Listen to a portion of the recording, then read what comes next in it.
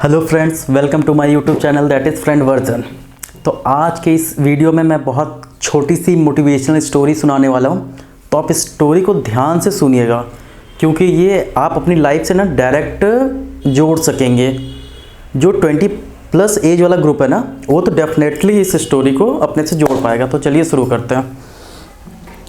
तो हमारी स्टोरी में एक अंकल होते हैं, बाद में वो दादा होंगे सुनते रहिएगा ध्यान से। तो अंकल और आंटी घर में बहुत खुशी खुशहाल रहते थे, लेकिन उनके घर में कोई बच्चे नहीं हो रहे थे। मतलब उनको पुत्र और पुत्री प्राप्ति की कामना थी, लेकिन घर में कोई बच्चे नहीं आ पा रहे थे। तो एक दिन उनके घर में एक बाबा आए। तो वो जो अंकल थे उनका बहुत अच्छे से स्वागत किए, उनको अच्छे से खाना पीना खिलाएं और बाबा जी बहुत खुश हुए। जैसा कि बाबा जी बहुत ही प्रसन्न हुए थे, अंकल ने उनका बहुत अच्छे स्वागत किया था, अच्छे से खान पान करवाया था। तो बाबा जी खुश होकर अंकल को बोले, बेटा मैं तुमसे बहुत ही प्रसन्न हुआ और तुम्हें एक वरदान देना चाहता हूँ।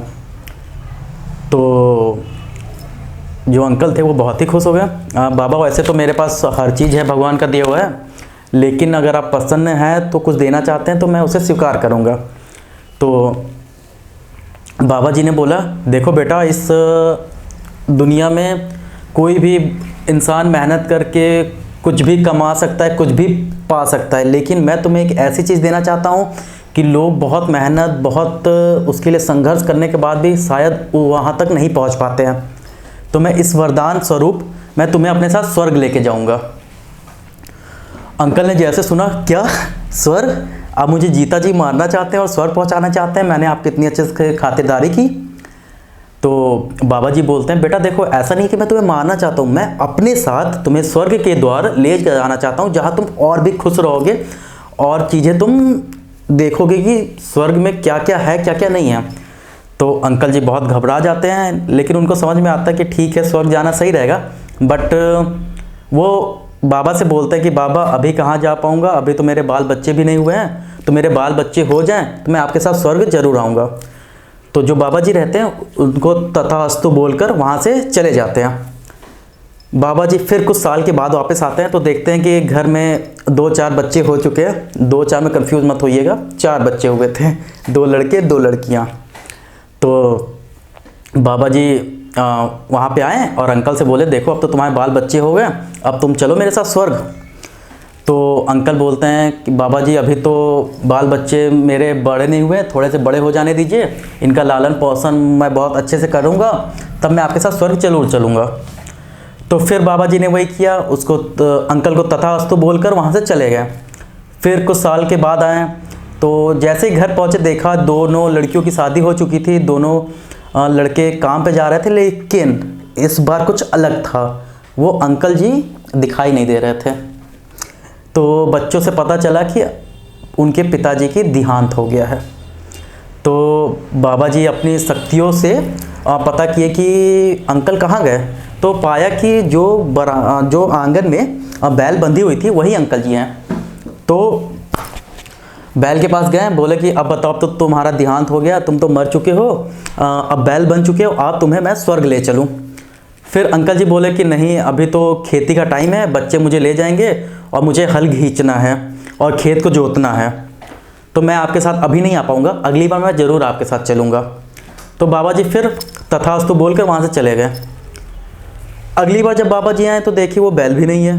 पता चला तो बैल भी मर गया था और फिर बाहर एक कुत्ता बैठा हुआ था।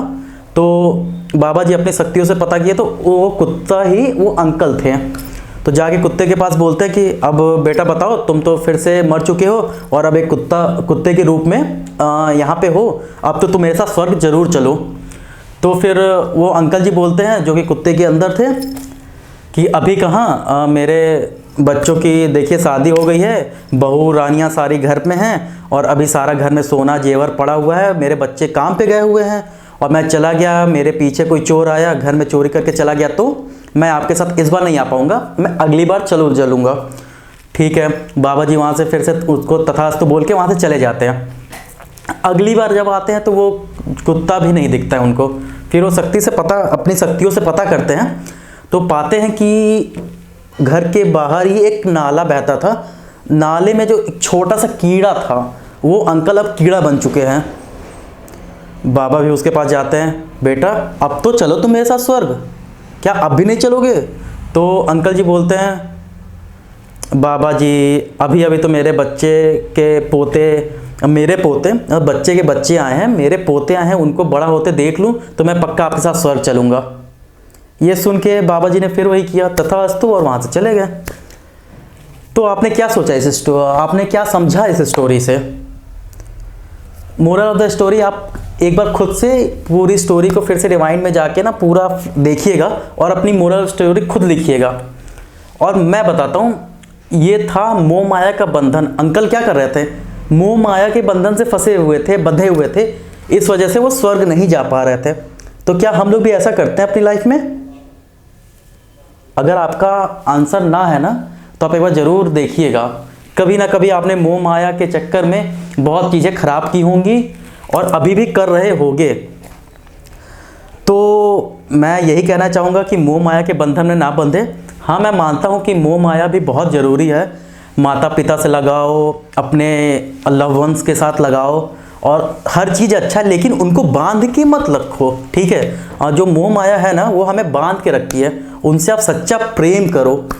आप अगर आपका प्यार जो सच्चा होगा ना, तो वो लोग आज़ाद घूमेंगे और खुश रहेंगे। तो किसी को भी आप जिनसे प्यार करते हो ना, उनको मोह माया के बंधन में बांध कर मत रखो, आज़ाद रहने दो।